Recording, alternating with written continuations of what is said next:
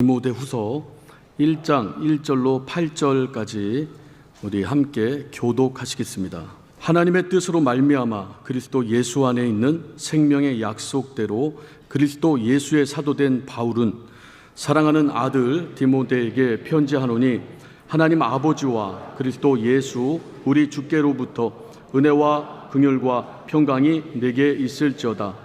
나의 밤낮 간구하는 가운데 쉬지 않고 너를 생각하여 청결한 양심으로 조상적부터 섬겨오는 하나님께 감사하고 내 눈물을 생각하여 너 보기를 원함은 내 기쁨이 가득하게 하려 함이니 이는 내 속에 거짓이 없는 믿음을 생각함이라. 이 믿음은 먼저 내 외조모 로이스와 내 어머니 유니게 속에 있더니 내 속에도 있는 줄을 확신하노라. 그러므로 내가 나의 안수함으로 내 속에 있는 하나님의 은사를 다시 부를 듯하게 하기 위하여 너로 생각하게 하노니 하나님이 우리에게 주신 것은 두려워하는 마음이 아니요 오직 능력과 사랑과 근신하는 마음이니 그러므로 내가 우리 주의 증거와 또는 주를 위하여 갇힌 자 된 나를 부끄러워 말고 오직 하나님의 능력을 쫓아 복음과 함께 고난을 받으라. 아멘.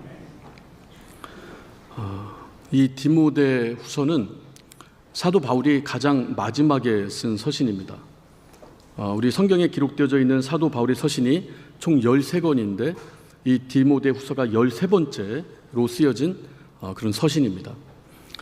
사도 바울이 AD 67년에 이제 순교를 당합니다. 로마의 핍박, 네로의 핍박이 시작되죠. 그 핍박하에 순교를 당해요. 이 사도 바울도 죽음을 직감합니다. 죽음을 직감한 그때 가장 마지막으로 이 편지가 쓰여져요. 나는 이제 죽어요. 다시는 편지를 쓸 수 없습니다. 마지막 쓰여지는 편지인데 그 대상을 디모데로 삼는 겁니다. 이 바울이 생각하는 디모데는 너무나 큰 동역자예요. 큰 일꾼입니다. 일을 믿고 맡길 수 있는 사람이고 또 큰 사역자고 큰 동역자예요. 근데 바울은 디모데를 그렇게만 생각하는 것이 아닙니다. 우리 2절 보면 사랑하는 아들 디모데, 그 디모데에게 편지하노니 이런 부분이 있는데 이건 바울은 우리가 잘 아는 것처럼 독신이죠. 결혼을 안 했습니다. 그러니까 생물학적으로 아들을 낳을 수가 없어요. 근데 디모데를 아들이라고 칭합니다. 그래서 성경에서 바울은 믿음 안에서 디모데를 낳았다라고 이렇게 표현을 해요. 그러니까 너무나 사랑하는 거죠. 신뢰하는 겁니다. 사도 바울이 이 죽는 시점, 그러니까 순교당하는 시점에 사도 바울의 나이가 60대 중후반으로 봅니다. 근데 디모데의 그 당시의 나이가 30대 중후반이에요. 그러니까 나이적으로 봐도 아버지와 아들의 관계 같은 거예요. 우리 아버지가 저랑 30살 차이가 딱 나는데 그러니까 너무나 이 아버지가 사랑하는 아들을 사랑하는 그 모습, 마음이 이 편지 가운데 절절히 흐르죠. 그래서 이 디모데후서를 보면요, 바울이 이제 더 이상 편지를 못 써요. 이 편지가 마지막입니다. 그래서 바울의 유서, 성격의 글이 있습니다. 내용들이 이 서신에 담겨져 있어요. 그래서 우리 유서는 언제 합니까? 언제 써요? 유서를 말하는 건가요? 쓰기도 하고 유언. 유서를 쓰는 거고 유언은 말을 하는 거죠. 사람이 죽을 때 가장 중요한 사람에게 가장 중요한 말을 남기는 것이 유언이고 유서입니다. 그래서 이 바울이 자기가 죽기 전에 마지막으로 정말 쓸 수 있는 그 서신, 기회가 있을 때 마지막에 쓴 대상이 디모데다. 이것이 너무나 중요한 좀 생각을 하게 만드는 것 같아요. 그런 의미로 우리가 이 디모데후서를 보면 많은 것이 또 새롭게 깨달아집니다. 우리 1절을 보니까 하나님의 뜻으로 말미암아 그리스도 예수 안에 있는 생명의 약속대로 그리스도 예수의 사도된 바울은 이렇게 시작을 합니다. 그러니까 사도 바울이 나는 사도인데, 예수 그리스도의 사도인데 내 마음대로, 내 임의대로, 내가 자진해서, 내가 자원해서 사도가 된 사람이 아니다. 분명히 디모데에게 한 번 더 일러주는 거죠. 여러분, 사도 바울은 우리가 잘 알지만 예수와는 반대 진영에 있었습니다. 그렇죠? 복음과는 반대 진영에 있었어요.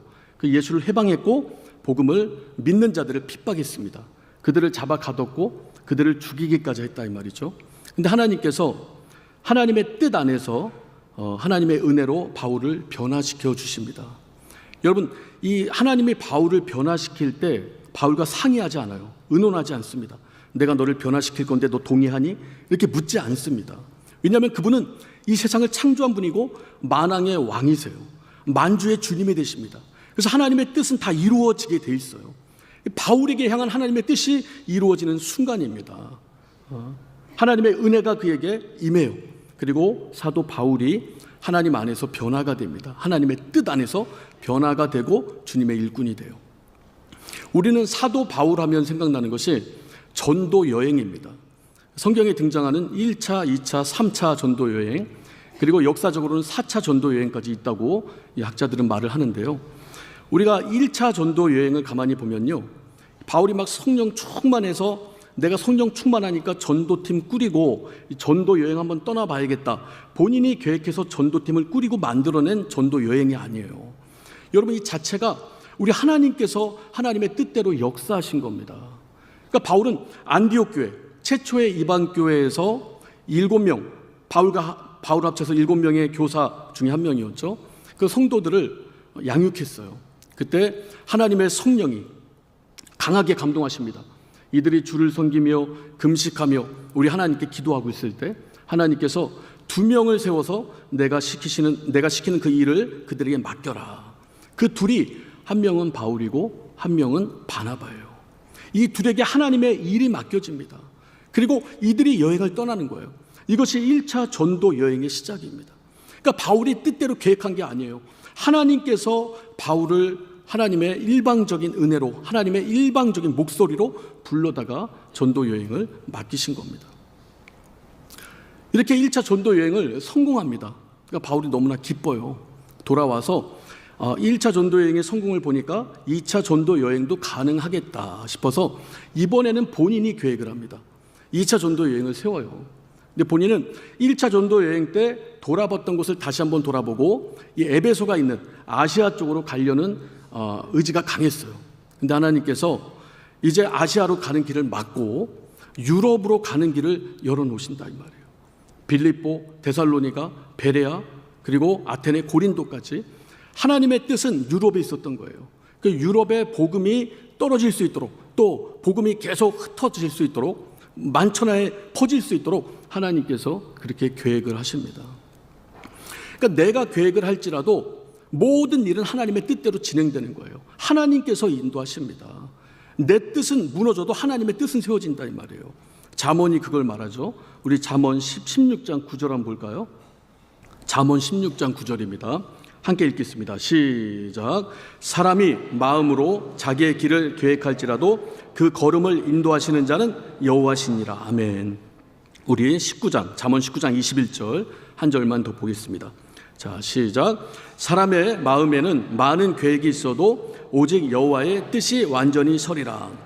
내가 그 길을 계획할지라도 하나님께서 우리 걸음을 인도하시고, 우리 생각에 또 우리 삶 가운데 많은 계획이 있어도 결국 내 뜻이 서는 것이 아니고 하나님의 뜻이 서게 된다 이 말이에요. 바울은 여러분 2차 전도 여행을 통해서 그걸 많이 경험했을 겁니다. 2차 전도 여행의 마무리에 바울이 그렇게 가고 싶었던 에베소에 들려요. 근데 그곳에서 오래 목회 못 하거든요. 2차 전도 여행 때 마무리 짓고 예루살렘으로 가야 돼요. 그리고 자기를 파송했던 안디옥 교회에 되돌아가야 됩니다. 근데 이 에베소에서 바울이 뭐라고 말하냐면 하나님의 뜻이면 내가 돌아오겠다 이렇게 말을 해요. 그러니까 본인이 내가 에베소에서 목회할 계획이 있었고 나 반드시 돌아올 거야 이렇게 말 안 합니다. 바울이 뭘 깨달았냐면 내가 아무리 계획하고 내가 아무리 작정할지라도 하나님의 뜻이 아니면 이건 무너지는 거예요.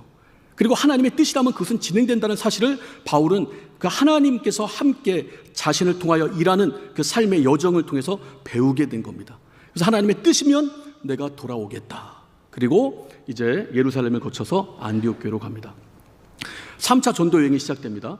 3차 전도 여행은 에베소로 가요. 그러니까 에베소가 하나님의 뜻이었습니다. 에베소에서 바울이 이제 장기 목회를 합니다. 두란노 서원에서 계속해서 주의 말씀을 증거하고 아시아에 있는 많은 사람들이 주의 말씀을 듣고 변화되기 시작해요. 수많은 열매를 맺습니다. 그리고 이제 예루살렘으로 갈 것을 성령께서 바울에게 감동을 해요. 근데 이때 감동은 바울에게 있어서 너무나 부담스러운 감동이었어요. 왜냐하면 그 당시 선지자 아가보 그리고 안수 집사 빌립의 4딸들이 절대 예루살렘에 가지 말라고 간청을 합니다. 아가보는 바울이 허리띠를 갖다가 착착 치면서 이 허리띠 임자는 반드시 구류될 겁니다. 고통을 당할 겁니다. 억압당할 겁니다. 그 안수 집사 빌립의 딸들도 똑같은 말을 해요. 그러면 아무리 하나님의 뜻이라도 야 이거 좀 길이 가시밭길이겠는데 다시 한번 생각해 봐야겠는데 라고 함직한데 바울은 그렇게 안 해요.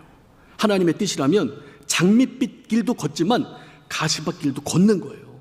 그래서 니들이 울면서 나의 마음을 약하게 하지 말라 이렇게 말하고 아주 유명한 말을 남기죠. 나의 달려갈 길과 은혜의 주 예수의 복음을 증거함을 마치려 하면은 나의 목숨을 조금도 귀한 것으로 여기지 않는다.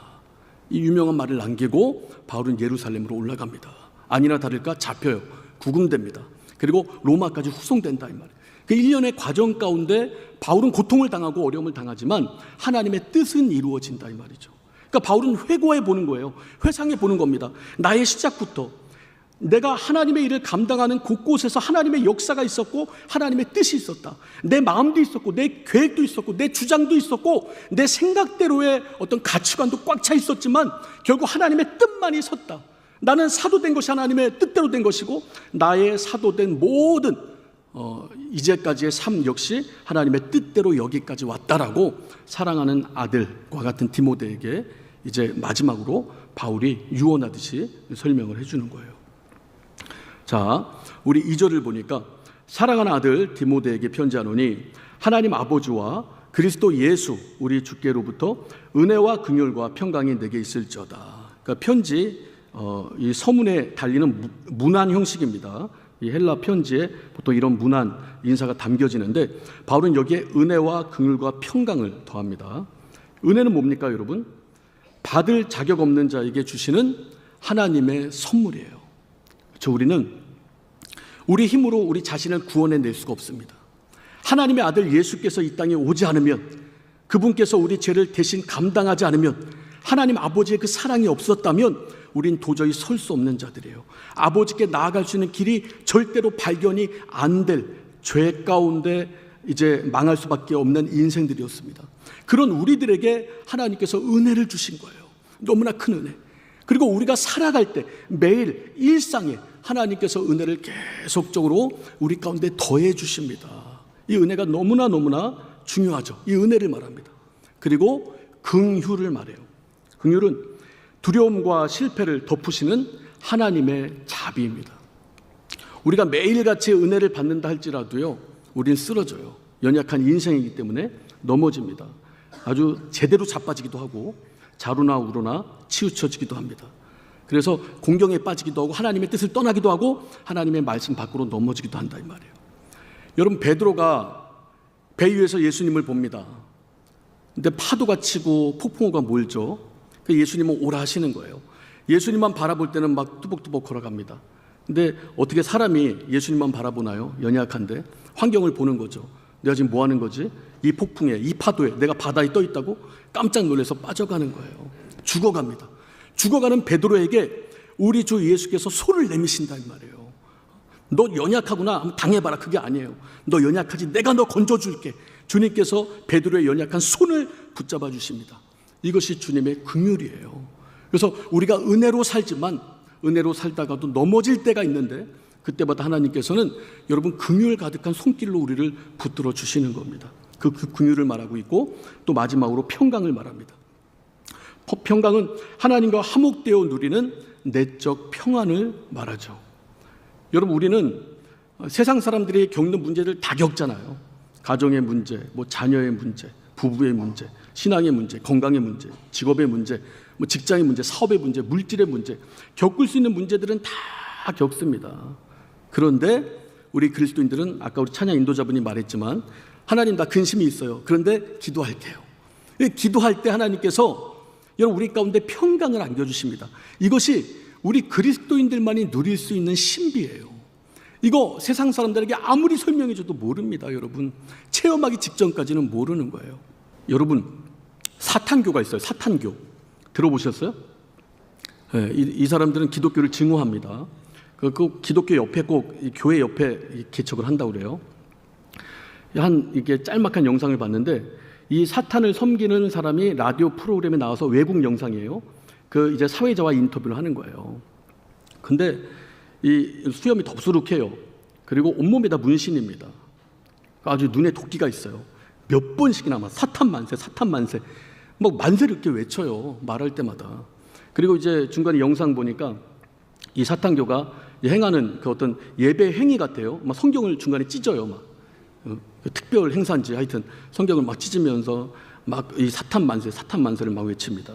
근데 몇 년의 시간이 흘렀는지 모르겠어요. 이 사람이 똑같은 사람이 똑같은 방송에서 라디오 진행자와 이야기를 나누는 겁니다. 근데 이 사람 눈빛이 약간 변했어요. 모습은 똑같아요. 문신은 지울 수 없었나 봐요. 문신이 똑같은데 약간 살이 좀 쪘습니다. 마음이 평안해서 그런지. 그리고 수염이 없어졌어요.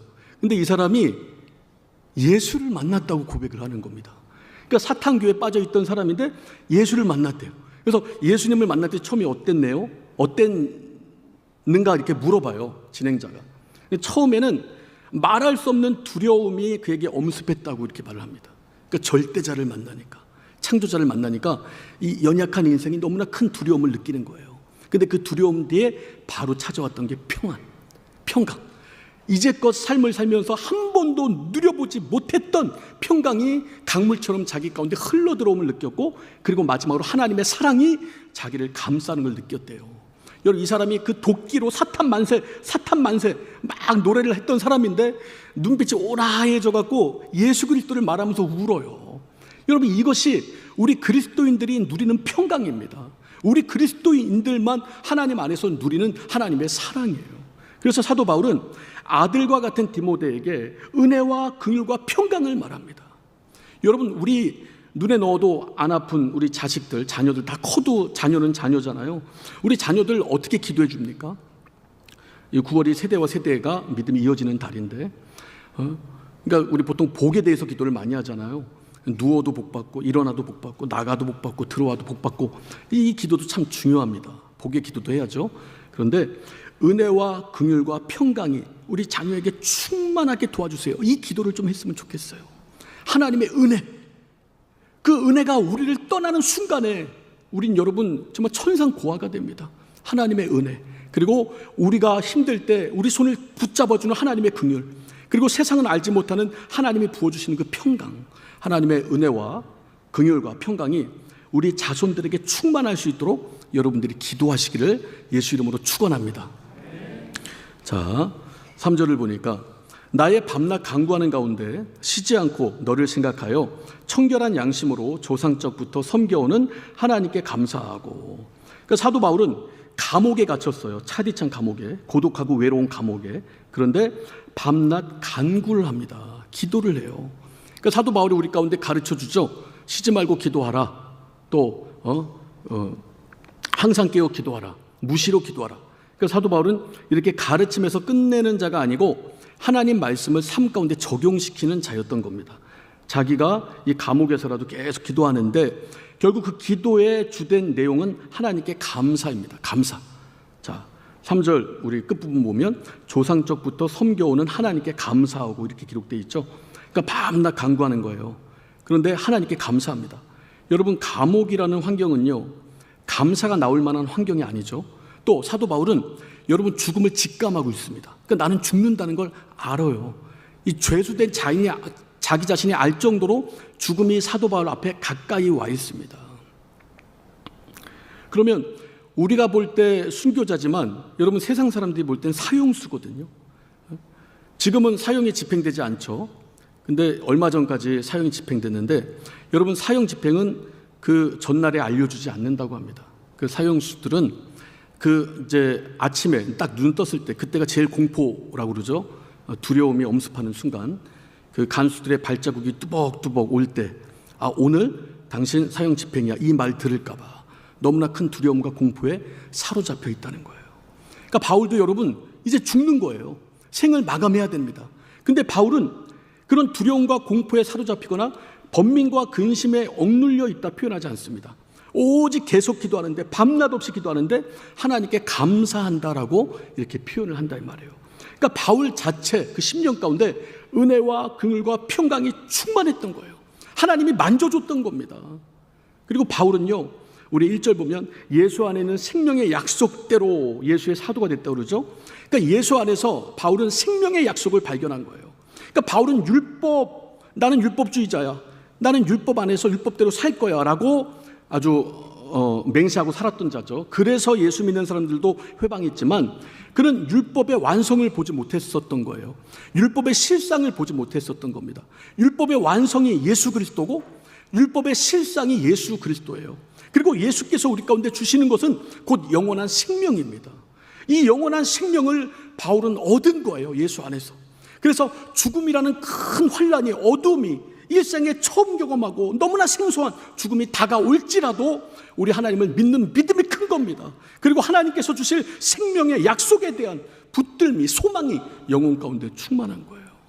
그래서 그 감옥에 있지만 하나님께 감사하면서 기도할 수 있었던 겁니다. 자, 감사하면서 여러 기도를 하는데 그 중에 쉬지 않고 디모데를 생각한다 이렇게 말을 합니다. 그러니까 디모데는 바울에게 있어서 아들과 같은 자니까, 너무나 친하고 아끼는 자니까 이 사적으로 기도해 줄 수 있겠다 이런 생각도 들지만, 여러분 한편으론 바울은 초대교회에 있어서 정말 기둥과 같은 존재거든요. 그러니까 바울이 만약에 죽는다, 물론 개인은 천국 가니까 너무나 좋겠죠. 근데 교회 입장에선 여러 교회들의 분명히 서신이 갈 겁니다. 바울이 죽었대, 바울이 순교했대. 그러면 그 소식을 받는 교회들은 여러분 너무나 어지러움을 겪게 될 거예요. 너무나 혼란스러워질 겁니다. 그 기둥과 같은 바울이 죽었다고? 우리 어떡하지? 라는 어떤 의구심과 슬픔과 불안과 두려움을 느낄 수도 있다고요. 그러니까 바울은 자신의 뒤를 이어서 주님의 일을 감당할 수 있는 일꾼들을 얼른 만들어 놔야 돼요. 그래서 초대교회가 흉흉해지지 않도록, 혼란스러워지지 않도록, 어려워지지 않도록 계속해서 자기와 같은 일꾼들을 세워놔야 됩니다. 근데 그 중에 바울이 여러 일꾼들을 바울은 함께 다니고 그들에게 영향을 끼쳤지만 바울이 생각하는 디모데, 너무나 큰 일꾼이다 이 말이에요. 그래서 개인적으로 이를 사랑하는 마음에서도 기도를 하지만 초대교회를 위해서도 내가 순교한 뒤에 교회를 강하게 붙들고 교회를 하나님의 뜻대로 인도하는 큰 인물로 어떤 세워지는 역할을 위해서도 우리 디모데를 위하여 바울은 계속 기도를 하는 거죠. 그러니까 여러분, 우리가 정말 자녀들을 위해서 이렇게 살아라 저렇게 살아라 조언만 하지 마시고요, 여러분 기도해 주세요. 자녀들을 위해서. 그 기도가 자녀들에게 임합니다. 그리고 기도가 자녀들에게 큰 힘이 돼요. 저도 힘들 때, 어려울 때 우리 어머니 기도가 가장 큰 힘이 됩니다. 가세가 기울어져서 방 한 칸에 5명이 살 때, 화장실은 저 바깥에 있고, 그 우리 어머니는 아침마다 기도를 하는데 방 한 칸이니까 기도를 그 방에서 하면 4명이 다 들을 수밖에 없어요. 그때 우리 어머니가 제일 먼저 기도한 내용이 제 기도인데 그 기도 내용을 저는 잊을 수가 없습니다. 여러분, 하나님은 반드시 기도를 기억하세요. 특별히 부모의 기도를 기억합니다. 그러니까 여러분들이 자녀들을 위하여 정말 눈물로 기도해 주시기 바랍니다.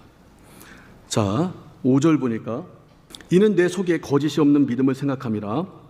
이 믿음은 먼저 내 외조모 로이스와 내 어머니 유니게 속에 있더니 내 속에도 있는 줄을 확신하노라. 바울은 말합니다. 네 안에 거짓이 없는 믿음이 있다. 그 거짓이 없는 믿음이 있다는 건 거짓이 있는 믿음도 있다는 거예요. 거짓된 믿음도 있다는 겁니다. 이 거짓 헬라어를 보니까 이 간사하다, 외식하다, 위선을 떨다 이런 의미가 있어요. 그러니까 여러분, 믿음이 다 같은 믿음이 아니에요. 간사한 믿음, 또 위선을 떠는 믿음, 그리고 외식하는 믿음이 있는 겁니다. 그 중심에 하나님이 없어요. 그러니까 교회에서 여러분 신앙생활을 잘합니다. 종교적 습관, 어떤 형식적 신앙관을 가지고 신앙생활을 잘해요. 그 사람들부터 인정을 받습니다. 그분이 너무나 열심히 해요. 왜냐하면 그래야 교회 사람들이 좋아하니까. 근데 이런 분은 여러분 세상으로 딱 나가면 교회 얘기하지 않습니다. 자기가 예수님 믿는다는 얘기도 안 할 거예요. 왜요? 세상 사람들이 그래야 좋아하니까. 그러니까 그 마음의 중심에 예수 그리스도가 있지 않은 거예요. 그러니까 사람들의 관심, 사람들의 환심이 중요한 겁니다. 내가 어떻게 해야 이곳에서 이 사람들의 관심을 받지? 내가 어떻게 해야 이 사람들의 사랑을 받지? 그러니까 하나님보다 사람이, 또 환경이 나의 생각을, 마음을 더 차지하는 거예요. 이것이 여러분 간사하고 외식되고 위선된 믿음입니다. 근데 디모데는 이런 믿음이 있지 않았어요. 진실한 믿음이 있었습니다. 1차 전도여행 때 성경에 기록되어 있지 않지만 바울이 디모데를 만났을 걸로 성경학자들은 이야기를 합니다. 그리고 2차 전도 여행 때 루스드라를 다시 방문해요. 이때 바울이 디모데를 만나요. 근데 디모데가 이때는 믿음이 완전히 성장해서 루스드라 이고니온에 있는 모든 사람들로부터 칭찬을 받아요. 그래서 바울이 자기 동역자로 간택을 한 거예요. 그리고 하나님의 일을 해나가는데, 그러면 이 진실한 믿음이 어디서 흘러왔는가? 내 외조모 로이스와 내 어머니 유니게 속에 있던 이 믿음이 흘러들어왔다, 이렇게 바울이 표현하는 겁니다. 근데 여러분, 믿음은 혈통을 통해 오지 않죠. 할머니가 믿었다고 어머니 믿고 어머니 믿었다고 나 믿는 거 아니잖아요.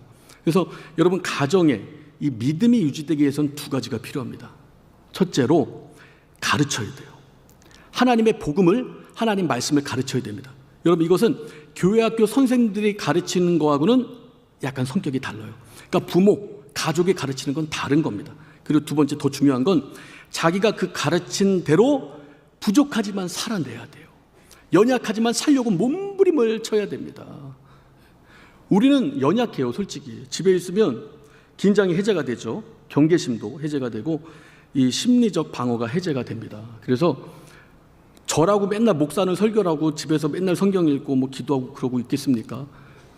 더우면 러닝도 있고 머리도 안 감은 채로 애들한테 보여주고 여러 가지 실수도 한단 말이에요. 그래도 하나님의 말씀대로 살려는 가장 기본적인 모습이 뭐냐? 진실함이에요. 진실함. 그러니까 내가 잘못했을 때 아이들에게 사과할 줄 아는 성격.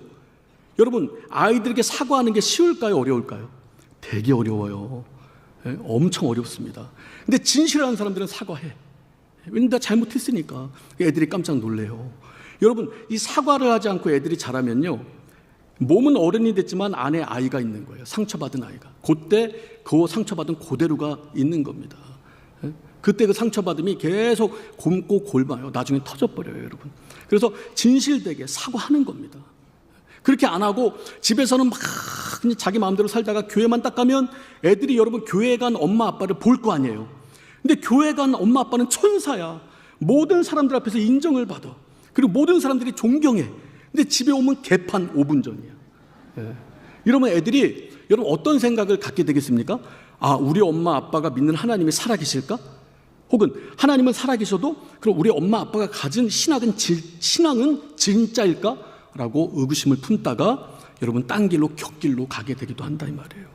그래서 이 외조모로부터, 엄마로부터 디모데가 받은 진실한 믿음은 아마 이들이 가르쳤을 거예요. 그리고 하나님 말씀대로 살려고 몸부림을 쳤을 겁니다. 그래서 디모데에게까지 진실한 믿음, 바울이라는 큰 사도의 또 뒤를 이어서 또 그가 의지할 만큼 동역자로서 인정할 만한 그 큰 그릇이 된 디모데가 탄생한 거죠. 자, 6절 보니까, 그러므로 내가 나의 안수함으로 내 속에 있는 하나님의 은사를 다시 부릴 듯하게 하기 위하여 너로 생각하게 하노니, 하나님이 우리에게 주신 것은 두려워하는 마음이 아니요 오직 능력과 사랑과 근신하는 마음이니. 그 디모데도 목회자였어요. 에베소에서 목회를 했습니다. 근데 디모데에게 문제가 많았습니다. 첫 번째로 외적인 환경적인 문제예요. 그러니까 이 시기가 로마의 네로 황제가 핍박을 선포했고 엄청나게 여러 곳에서 그리스도인들을 핍박하기 시작했습니다. 그러니까 에베소 교회에도 로마인들의 핍박이 닥쳤을 거예요. 그리고 그 교회 내부에 2000년 동안 유지가 되는 것이 있는데 거짓 교사입니다. 초대교부터 2000년 동안 안 없어져요. 복음을 흐리게 하는 거예요. 복음에 물타기 하는 겁니다. 유대인들은 율법으로, 이방인들은 철학과 우상숭배의 옛 습관으로 복음을 물타기 해버리는 거예요. 그래서 어려움을 겪어요. 그리고 성경은 디모데를 연소하다고 말합니다. 그러니까 연로한 분들, 다 그런 건 아니지만 연로한 분들이 너 그렇게 목회하면 되겠냐? 내 말 들어. 내가 너보다 살아도 밥을 먹어도 몇 그릇을 더 먹었다. 너 이렇게 해야 돼. 이런 식으로 계속 훈수를 뒀을 거예요. 그러니까 디모데가 이 외부의 핍박, 그리고 내부의 거짓 교사들의 등장, 연로한 사람들의 압박, 이런 여러 가지 것으로 두려움을 가졌을 거라고요. 바울은 그걸 알았을 겁니다. 그러니까 바울이 7절 이렇게 말해요. 그런데 하나님이 우리에게 주신 것은 두려워하는 마음이 아니야. 디모데야, 하나님이 우리 가운데 주신 것은 두려워하는 마음이 아니다. 여기서 두려워하는 마음은, 그러니까 여러분, 우리가 하나님을 경외하잖아요. 이 경외라는 단어 가운데 하나님을 두려워한다는 의미가 있습니다. 근데 이 두려워한다는 헬라어 단어가 아니에요. 여기서 말하는 헬라어 단어가 데일리아라는 단어인데, 이것이 비겁함, 위축됨, 겁먹음 이런 뜻이 있습니다. 그래서 너무나 두려운 나머지 겁을 먹어버린 거예요. 하나님보다 문제를, 세상을 더 크게 보는 겁니다. 우리가 여러분 독립운동가들이 독립운동 잘하다가 잡혀서 고문당하면 어떻게 돼요? 그 나랑 같이 독립운동했던 사람들 다 불잖아요. 위치 다 불고. 왜 그래요? 비겁해지니까 그래요. 왜 비겁해지죠? 두려워서 그렇습니다. 그러니까 이 두려움이 확 임하니까 위축되는 거예요. 겁먹는 거예요. 근데 이거 하나님 주신 게 아니야. 내가 너를 안수할 때 네가 은사가 부릴 듯했던 그때를 생각해라. 하나님의 성령이 충만하면 하나님이 너에게 주시는 것이 있는데 그것이 7절 하반절 능력과 사랑과 근신하는 마음이다. 이렇게 분명히 알려주는 겁니다. 우리 능력은 분명하죠, 여러분. 하나님이 주시는 힘이에요. 실제적으로 하나님이 권능을 주십니다. 연약한 인생이 할 수 없는, 하나님만이 하실 수 있는 그 일들을 할 수 있는 권능을 하나님께서 주신다 이 말이에요. 다른 말로 하면 은사가 될 수도 있겠죠. 근데 여러분, 능력과 은사만으로 우리가 주님의 일을 할 수는 없어요. 능력과 은사 위에 사랑이 덮여져야 됩니다. 우리가 고린도 교회를 잘 보지만 얼마나 은사가 많았습니까? 근데 은사자들끼리 싸워. 은사가 마치 자기 것이냐, 네 은사가 더 크냐, 내 은사가 더 크냐, 분란이 일어나고 여러분 서로 간에 아주 안 좋은 그런 상황이 교회 가운데 펼쳐집니다. 왜냐하면 사랑이 없어서 그래요. 그러니까 사랑이 있어야 돼요. 아무리 은사가 있고 능력이 있어도 사랑이 뒷받침되지 않으면 그 교회는 반드시 깨져버립니다. 그리고 그 사랑 뒤에 근신하는 마음, 이 헬라어를 보니까 자제력, 분별력, 절제력 이런 의미가 있어요. 우리 여러분 능력 사역하는 사람들이 팍팍 넘어지는데 왜 넘어져요? 음란을 못 이기네. 그리고 탐심에 확 넘어지네. 명예욕에 넘어지네. 그냥 돈에 확 넘어지는 거예요. 이 절제가 없어요. 자제하지 못한다 이 말이에요. 이거 하나님이 주신 건가 세상이 준 건가 나중에 분별할 능력이 없는 겁니다.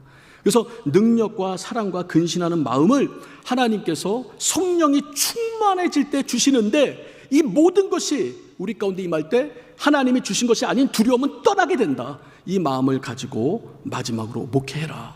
그러니까 바울은요, 여러분 이때 아니고는 이제 마지막 서신인데 그 디모데에게 할 기회가 없어요. 그래서 이 바울이 우리 4절을 보면 내 눈물을 생각하여 너 보기를 원하면 내 기쁨이 가득하게 하려 함이니. 그러니까 빨리 디모데야 빨리 나에게 와라라고 말을 합니다. 그러니까 왜 이렇게 디모데를 보고 싶어 했을까 바울이? 그러니까 바울이 해줄 말이 많았을 것 같아요. 이 역사를 이루면서 하나님의 일을 감당하면서 그때마다 주님의 일하신 현장들, 간증들 얼마나 할 말이 많았을까요? 그리고 디모데도 에베소 교회를 목회하면서 정말 하나님이 역사하신 순간들이 있었을 텐데 그 간증을 나누는 순간이 얼마나 바울에게 있어서 마지막으로 기쁜 순간이었을까요? 한번 제가 상상해 보는 거예요. 근데 바울이 디모데후서 4장에도 너 겨울이 되기 전에 반드시 나에게 오라라고 한 번 더 언급을 합니다. 그러니까 디모데를 보고 싶었던 거예요. 많은 이야기를 해주고 싶었던 겁니다.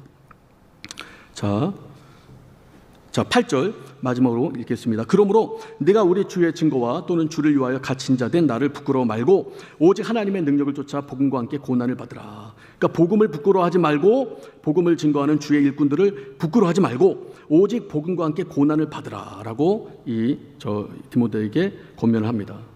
여러분 실제로 이건 성경에 등장하는 이야기는 아니지만 고대 문헌에 보면 이 디모데가 에베소에서 쭉 목회를 합니다. 그리고 30년이 지나요. 그러니까 디모데가 바울 나이가 됐을 때 에베소에서 이 아데미 여신, 아르테미스 여신을 섬기는 그 우상 행렬들이 막 지나갑니다. 근데 디모데가 그 가운데 뛰어들어요. 영웅 심리에서 뛰어드는 게 아니고 저들이 정말 생명된 하나님을 모르고 죽음을 향하여 치닫는 그 모습이 너무나 안쓰러웠겠죠. 거기서 예수를 증거합니다. 주 예수를 막 외쳐요. 그때 디모데가 돌에 맞습니다. 그리고 몽둥이로 맞아요. 그 쓰러집니다. 측근들이 이 디모데를 데려가요. 3일 정도 앓다가 죽었다고 그래요. 순교했다고 합니다. 그러니까 바울이 간 그 길을 간 거예요. 그러니까 바울의 마지막으로 디모데에게 준 유언과 같은 말씀을 여러분 디모데는 가볍게 본 것이 아닙니다. 너는 복음과 함께 고난을 받으라. 결국 바울처럼 복음과 함께 고난을 받은 거예요.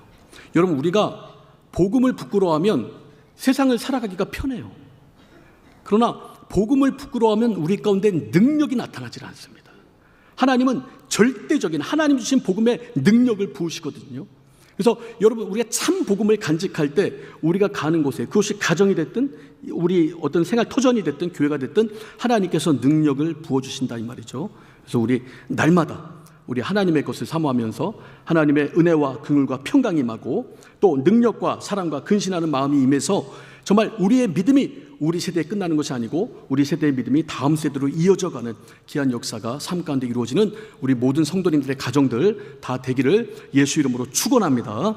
자, 이 시간 기도할 때 하나님, 우리 연약합니다. 우리 부족합니다. 하나님께서 성령의 능력을 부를 듯 하여 주사 다시 한번 우리 능력과 사랑과 근신하는 마음이 우리 심령 가운데 새겨지게 하여 주시고 은혜와 긍휼과 평강을 주님께서 부어 주시옵소서. 주여 한번 부르고 간절히 기도합니다. 주여